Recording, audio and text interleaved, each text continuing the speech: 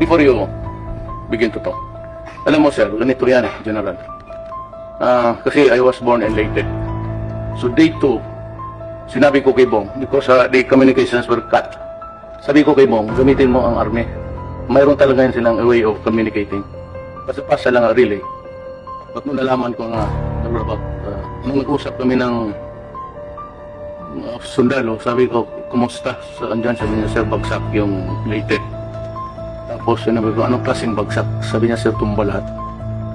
Hindi ko naintindihan, sabi ko, tumba ang lahat bahay. Sir, pati kahoy. Ilan ang patay? Sabi niya, sir, mga aabot ito ng 10,000 estimate namin. Hindi ako makapaniwala. So that that evening, I mobilized the 911 of Davao City. Nag-assemble ako ng 10 doctors and nurses.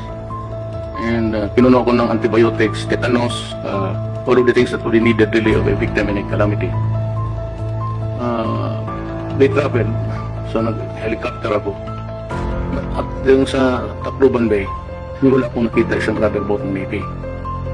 So, sabi ko sana, by this time mayroon na yan. At least the fast track ng mga frigate ng there is one.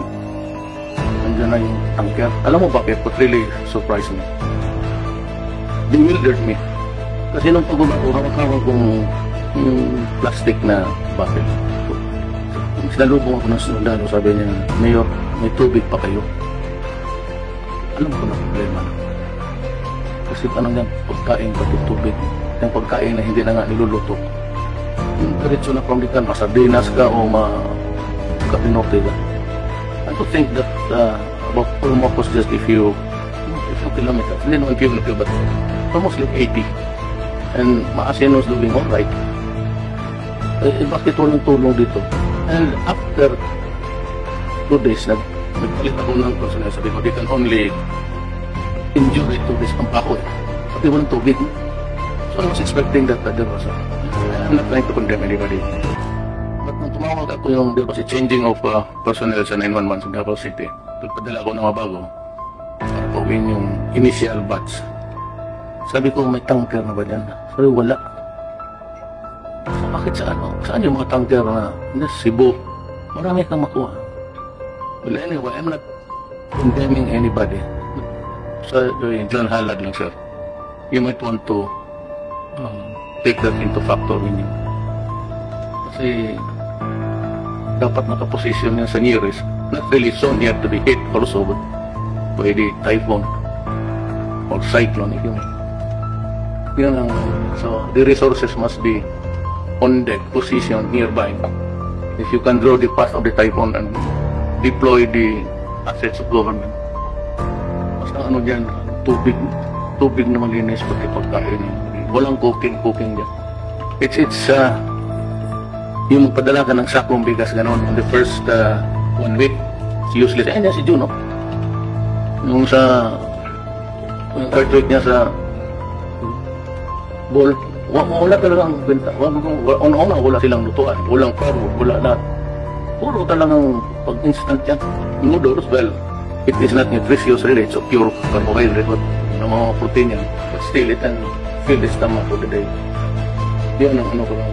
Miracle disaster, maybe coming through. Hopefully not. This planet is being, I don't know, punished by God. So every now and then, but everywhere, climate change is here. We were warned so many years ago, about 7, that ngayon, dumating na talaga. Even the United States is suffering heat wave on the western side. And dito sa that I can understand why the foreign secretary came home to escape the rigors of. So I'm through. Ano sir, salamat. Yes, sir. We will learn from that experience. We should learn from that experience, sir.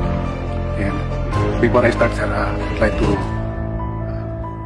tell that I read in the papers that 2015 was the hottest so far completed year in the earth, and the first 4 months of 2016 were hotter than the first 4 months of 2015.